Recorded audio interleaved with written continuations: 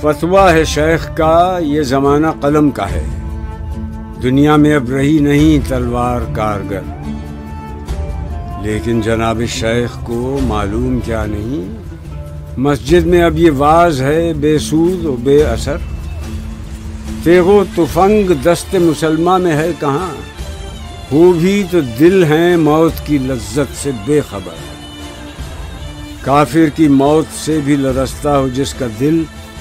کہتا ہے کون اسے کہ مسلمان کی موت مر،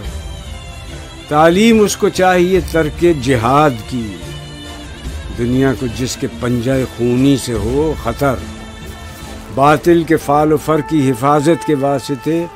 یورپ زرہ میں ڈوب گیا دوش تا کمر۔